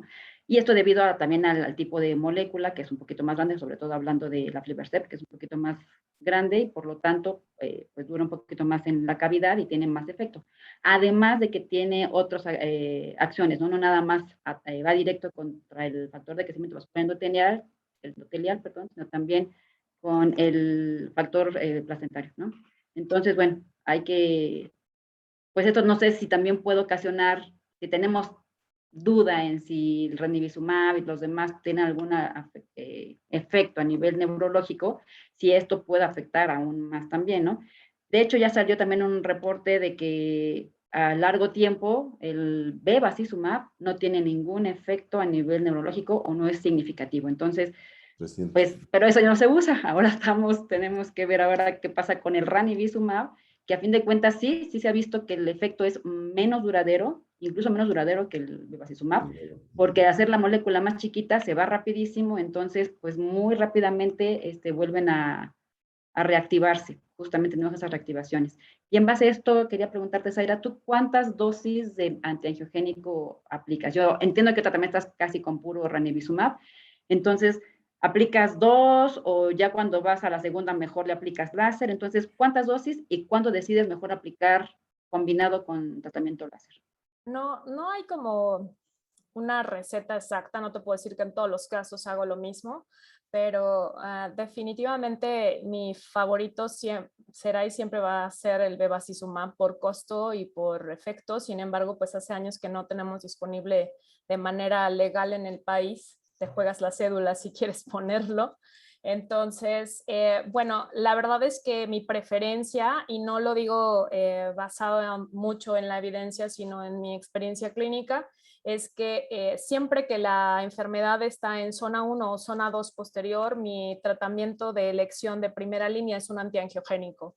Los inyecto una vez y dejo, dejo que la enfermedad mejore y que la vascularización avance. Pero si tengo una reactivación, generalmente mi siguiente tratamiento es el láser, solamente que la vascularización persista en zona 1 o zona 2 posterior, en algunos casos he reinyectado, pero no es mi preferencia porque, o sea, con el láser es el malo conocido, o sea, el láser sí va a tener mayor tal vez incidencia de afectación del campo visual, que también está en veremos, porque hay algunas publicaciones que hablan de que no hay una afectación significativa del campo visual. Si necesitas más infraestructura, la curva de aprendizaje es mucho mayor, pero tienes una respuesta certera en un corto tiempo con respecto al antiangiogénico. El antiangiogénico puede ser una maravilla, pero puedo volver a tener una segunda reactivación y una segunda reactivación tardía. Y el problema con eso a veces ya ni siquiera es que yo sea capaz o tenga el tiempo para seguir a los pacientes, sino que es que los pacientes no regresan y entonces regresan con tragedias en el ojo. Entonces, la verdad es que solamente que el paciente tenga una vascularización, una retina avascular persistente en zona muy posterior, le doy oportunidad de una segunda dosis. pero en la mayoría de los casos, si hay una reactivación, mi siguiente tratamiento es fotocoagular la retina vascular. Sí, de hecho, justamente parte de lo que se busca con el antiangiogénico cuando están en zona 1 es justamente esperar a que esta retina vascularice y en caso de que haya reactivación, dar tratamiento láser ya en una zona 2 o 3, pues, ya donde no afecte tanto el campo visual, ¿no? Entonces, sí es lo que más se busca.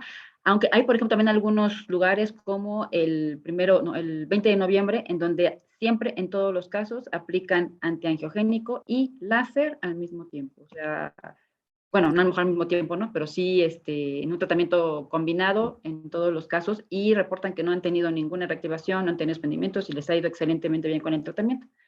La verdad es que, bueno, depende pues de cada institución. Incluso hay gente que está en contra del antiangiogénico. Todavía a la fecha, en la época de los antiangiogénicos, hay mucha gente que no está a favor del antiangiogénico justamente por estos dudas, ¿no? Si tiene alguna repercusión a nivel neurológico y prefiere todavía seguir aplicando láser. ¿Sí, Zaire, vas a decirme algo? Bueno, la verdad es que no, yo por ejemplo en esto estoy en total desacuerdo, o sea, no veo la necesidad de hacer una combinación simultánea de tratamientos. O sea, yo creo que no le estás dando oportunidad ni a uno ni al otro y estás aumentando el riesgo de las complicaciones de ambos tratamientos si los colocas en un mismo momento. Es mi apreciación. No he leído nunca una evidencia que me justifique el colocar ambos tratamientos simultáneamente. Sí colocarlos en un mismo paciente, pero no simultáneamente.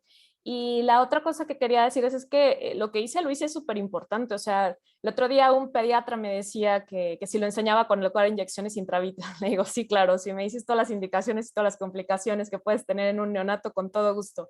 Digo, la verdad es que aún la técnica, que a lo mejor para muchos retinólogos aquí presentes es algo muy sencillo, inyectar el ojo de un adulto con un antiangiogénico, en un neonato no es tan sencillo.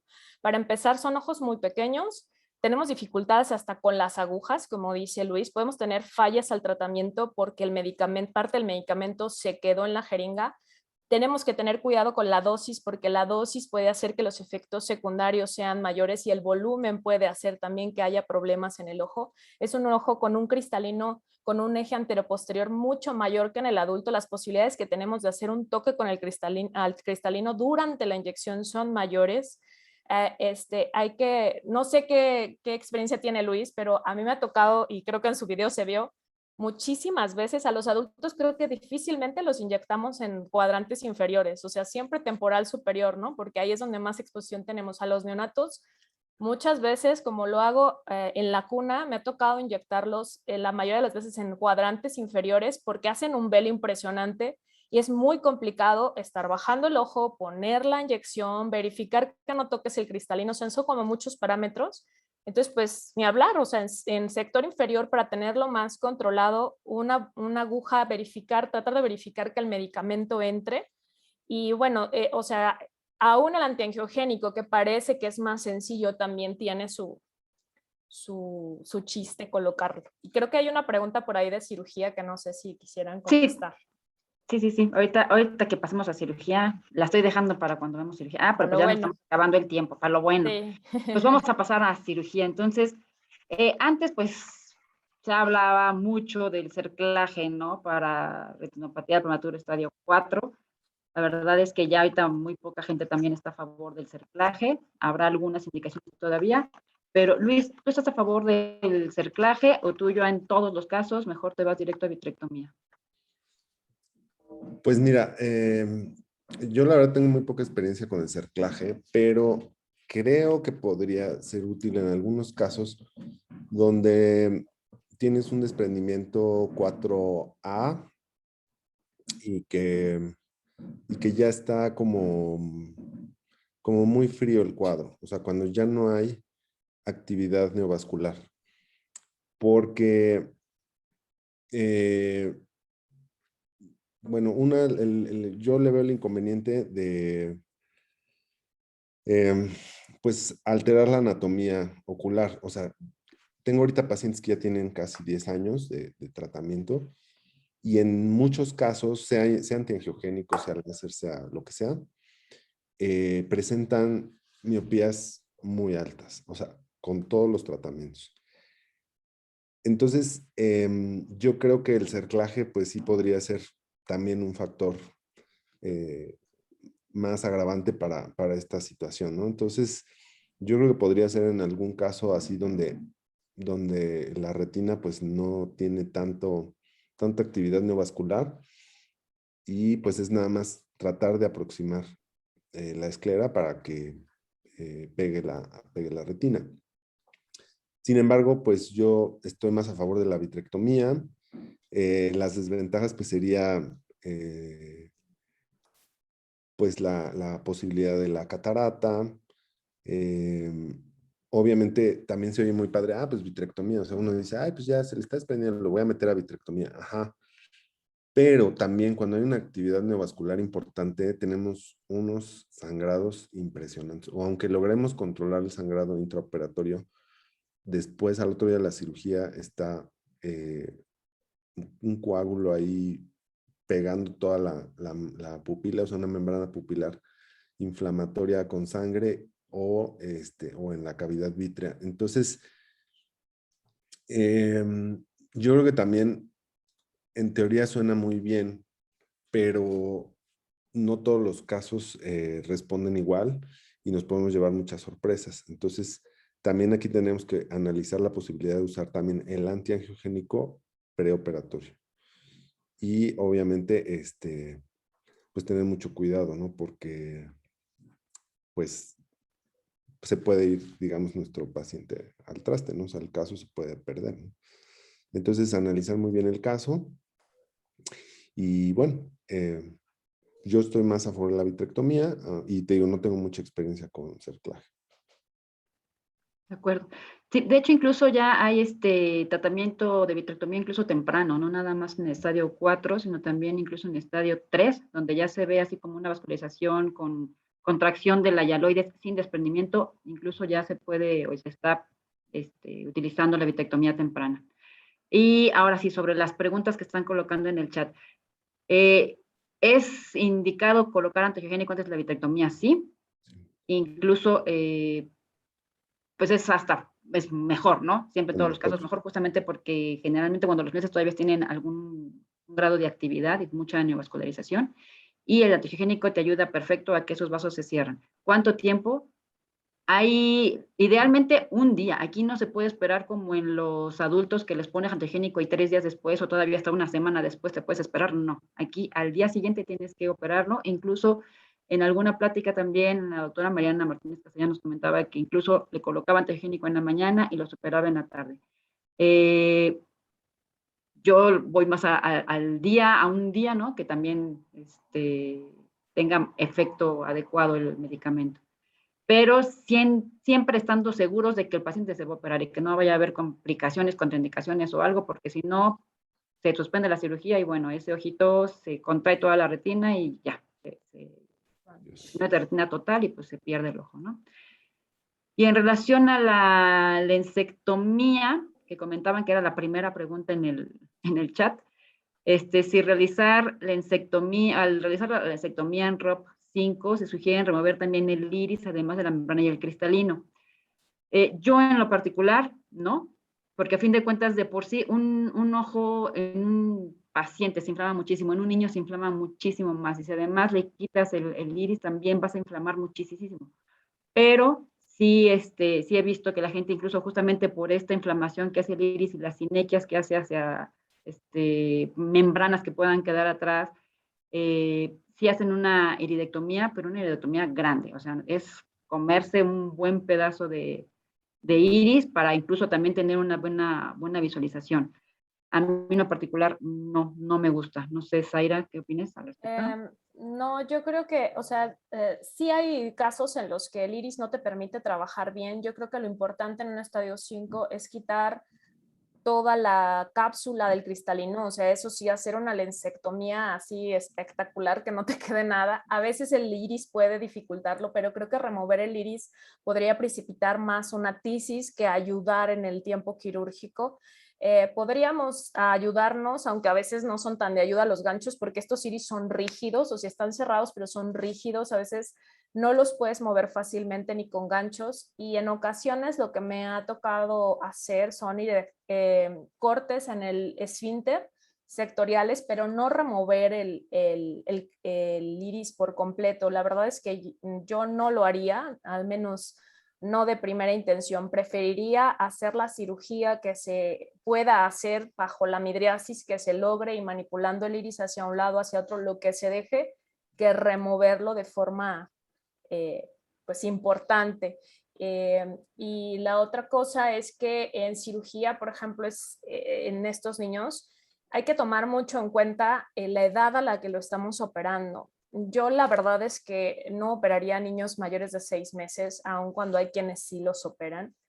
Y entonces, tomando eso en cuenta, la entrada para hacer la cirugía va a cambiar. Tenemos que hacer entradas mucho más cercanas al limbo en estos niños que nos operamos de forma temprana, o sea, dentro de los primeros meses de vida. Y eso no nos ayuda mucho, nuestros trócares de los calibres, o sea, ya no les mostré hoy, pero a lo mejor en otra oportunidad se los muestro un video de mis primeras cirugías en un estadio 5, intentando con un 25 plus no pediátrico. Es una pesadilla, porque lo que uno ve muy chiquito en el ojo de los pacientes adultos, en el ojo de un prematuro, es una cosa terrible, ¿no? Y eso es importante porque creo que es mucho más cómoda y más segura la cirugía, incluso sin la colocación de trócares, sí con calibres pequeños, pero sin la colocación de trócares. Y ahí pues nos ayuda a la escuela de fijar la cánula de las calibres 20, que ya los que se forman ahora en retina creo que no saben que existieron alguna vez. Pero esa técnica con una cánula de infusión en posterior fijada a la esclera y esclerotomía sin trócares, sobre todo si no tenemos disponible equipo pediátrico, nos puede ayudar. Totalmente de acuerdo con la fecha del antiangiogénico. O sea, yo creo que a estos niños no podemos darles el beneficio de una semana. En algún momento me llegó un paciente ya a cirugía sin antiangiogénico previo. Me arrepentí toda la cirugía porque cuando empecé a poder remover las membranas un poco, empezó a sangrar y sangró todo el resto de la cirugía sin que pudiera hacer nada al respecto. Siempre recordarles, o sea, a mí me encanta la cirugía retina, es mi pasión, pero en este tema estoy de acuerdo en que debemos darle la oportunidad, como dice Luis, pero no es lo más importante está antes. O sea, si llegamos a la vitrectomía ya hemos fracasado en la retinopatía del prematuro. De acuerdo. Totalmente. Pues ya creo que ya estamos sobre tiempo. No sé si todavía se pueda una última pregunta. Todavía. Sí, todavía va. Adelante. Perdón. Ya nada más. Justamente hablando sobre la retina, bueno, la persistencia de la retina vascular, ¿no? ¿Y esto por qué se da? Bueno, justamente en la última clasificación se enfocó mucho en este punto que antes no existía, porque pues daban tratamiento con láser y nosotros llegamos hasta la periferia con tratamiento láser. Pero con el uso de antiangiogénicos en el tratamiento, entonces ahora sí, ahora tenemos un gran porcentaje de persistencia de vasculatura, de zonas avasculares. Aquí la típica pregunta, ¿lo tratan? ¿No lo tratan? ¿Zaira? Bueno, Ay, perdón, Luis. Luis, Perdón. bueno. Mira, yo creo que también sería muy importante individualizar el caso. Porque, bueno, obviamente hay pacientes que vuelven a requerir o siguen requiriendo del oxígeno y ya llevan meses en su casa y siguen todavía con el oxígeno por una displasia pulmonar, lo que quieras, ¿no? Yo a ese tipo de pacientes sí les tengo respeto porque sí ya me he llevado sorpresas que aparentemente van muy bien y muy bien y muy bien y llegan tardíamente y otra vez se activa la retinopatía. Y sobre todo aquellos que no van a tener un buen control, que ves que vienen de un lugar lejano, que los papás no son tan apegados. Yo la verdad es que sí, prefiero, ¿no? Si ya el paciente es crónico y tiene una dependencia al oxígeno, alguna otra situación, alguna cardiopatía, algo que le genere mayor estrés oxidativo, pues entonces yo preferiría sí darle a ese paciente, ¿no? Y sobre todo si ya es zona 3. Si el paciente pues no depende del oxígeno y va a acudir a sus valoraciones, pues me puedo esperar, no pasa nada. Y sí, Algunos tardan, pero pues llega a vascularizar.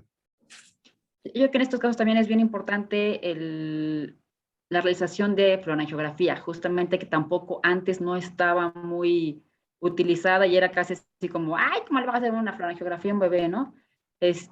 Pero ahora justamente con estas zonas avasculares, que a veces clínicamente no se ve realmente actividad, al momento de hacer una fluorangiografía ves la zona vascular y ves ahí la actividad, ¿no?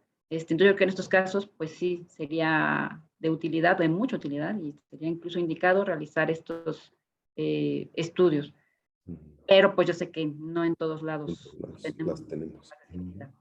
Zaira, ¿qué opinas al respecto? Yo me baso un poco más en la edad corregida, en la edad postmenstrual.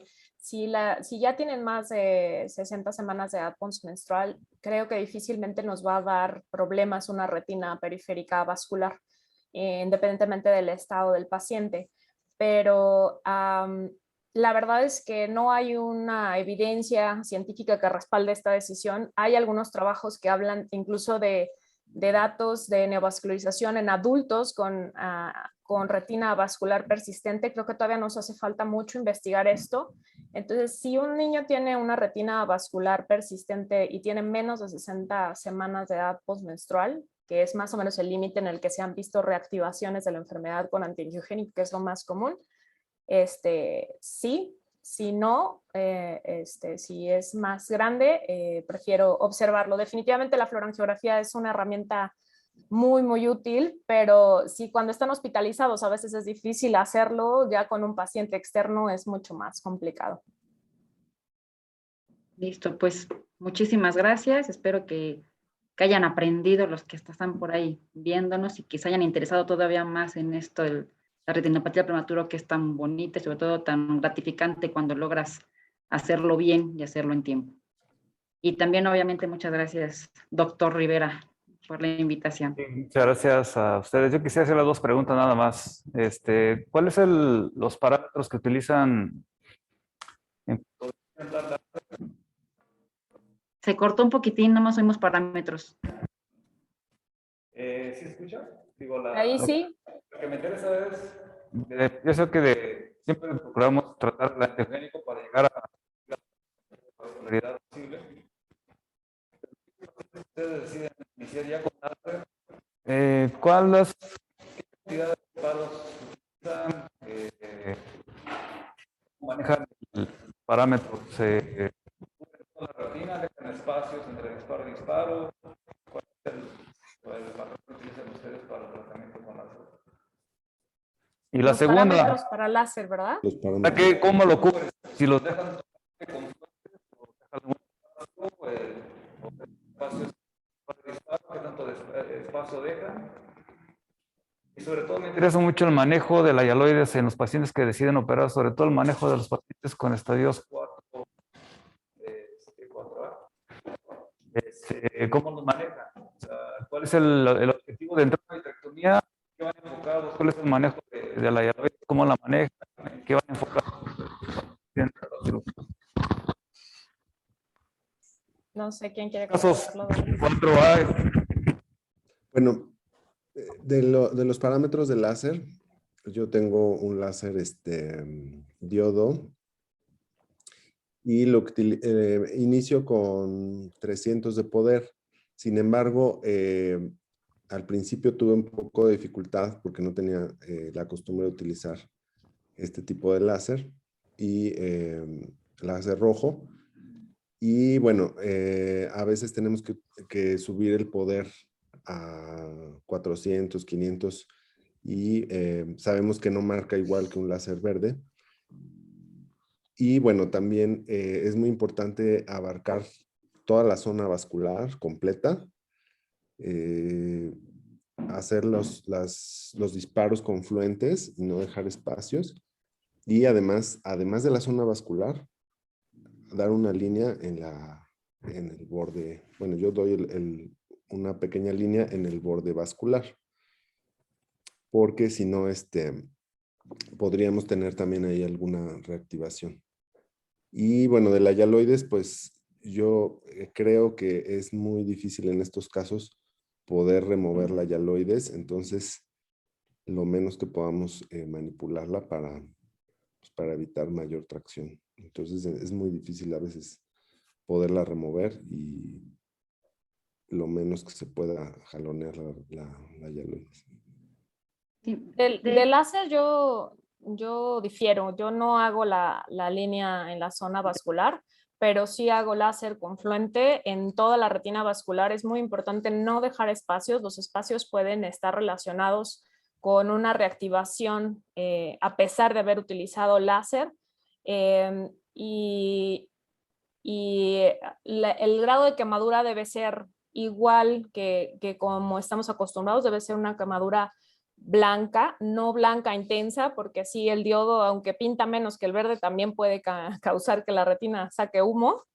Hay que tener cuidado. Yo creo que los parámetros en específico del poder van a depender del equipo que tengas. Yo he probado algunos equipos en los que, como dice Luis, hay que subir el poder mucho para lograr el mismo grado de quemadura, y algunos, sobre todo, que son más nuevos, que la fibra óptica está en muy buen estado. El poder necesario a veces es 150, 180 para crear una quemadura. Entonces, pero sí, con lo demás estoy de acuerdo.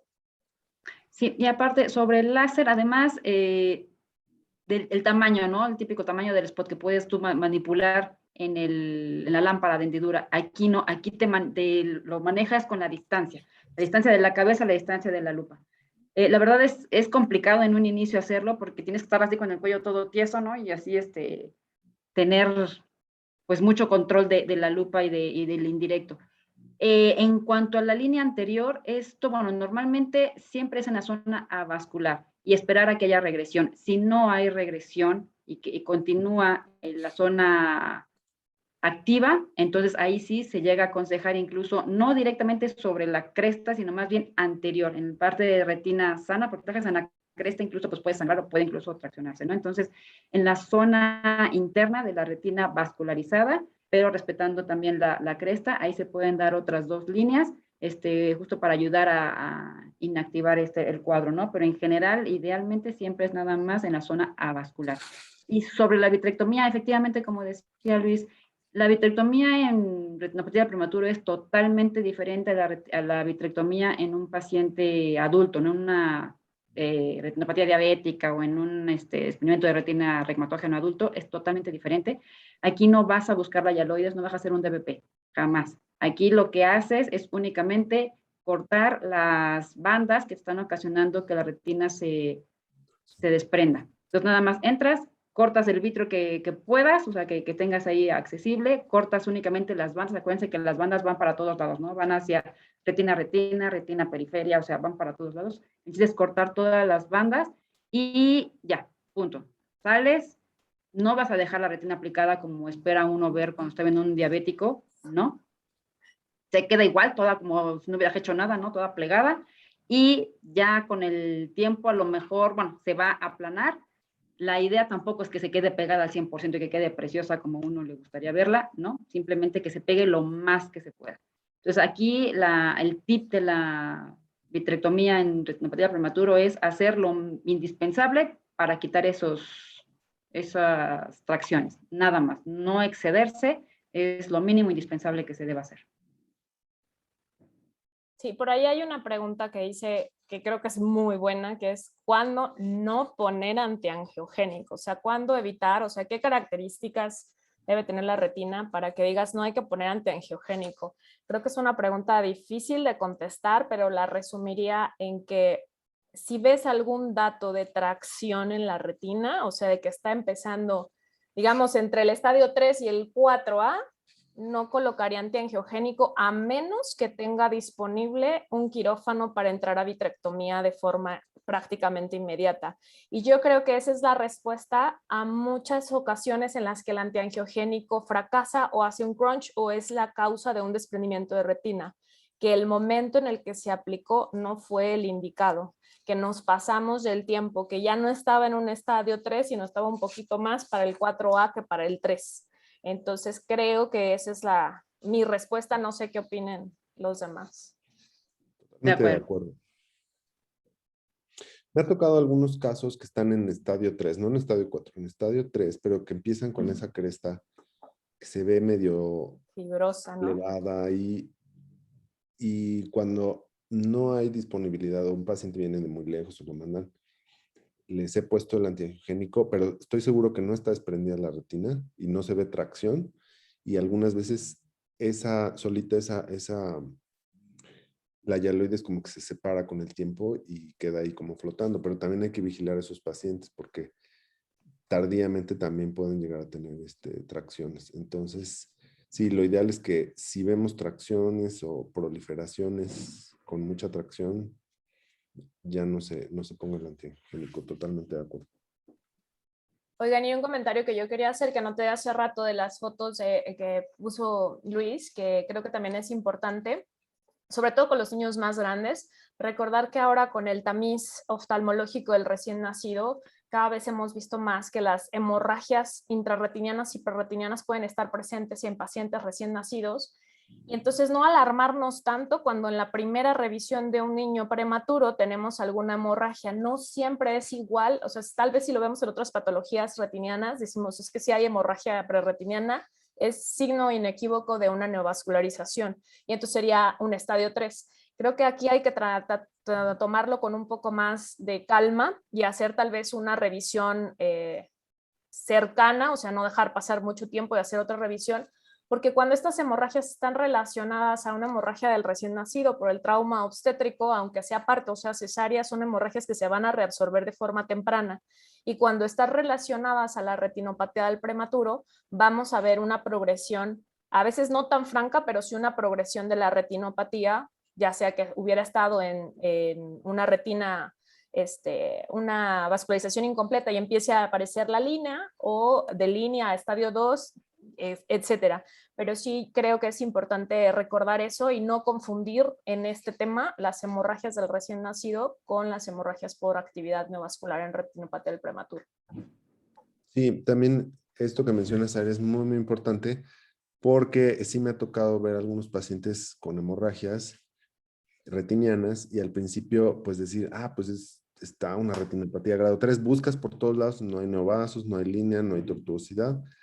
Resulta que investigas si tienen antecedente de maniobras de ventilación positiva, generalmente, o trauma obstétrico, como bien dices, y a veces estas maniobras de ventilación pues aumentan la presión intratorácica y pueden hacer esas hemorragias retinianas. Y bueno, pueden también confundirnos un poco y hacernos pensar que estamos ante una retinopatía del prematuro, pero muchas veces se reabsorben con el tiempo, hay que tener mucha paciencia, tardan, pero generalmente, como dices, si no están asociadas a retinopatía, pues no vas a ver ningún otro cambio en la retina. Pues no sé si tengan otro comentario, ustedes. Hacer mucho screening, ¿no? No, pues Revísenlas. creo que es un tema muy apasionante, es muy bonito. Creo que ha sido una muy buena sesión. Agradecerles a todos ustedes las excelentes ponencias y la excelente coordinación, Adri. Agradecerles Gracias. a todos por su apoyo y bueno, esperemos seguir posteriormente platicando de este tema. No me queda más que agradecerles a todos ustedes, a los ponentes, Adri, Zaira, Luis. Felicidades por tu cumpleaños otra vez nuevamente, que te la pases muy bien. Gracias, Manuel. Gracias por la invitación, de verdad. Un honor estar aquí con ustedes. Y Todo gracias, Adri y Zaira. También un honor Felicidades, compartir Luis. Muchas gracias, Manuel. Un con honor. maestras y expertas del ROP. Pues muchas gracias a todos por su presencia. Los invitamos a nuestra próxima sesión el mes de octubre. Muchas gracias y buenas noches. Buenas noches. Gracias. Hasta luego. Hasta luego. Muchas. Gracias.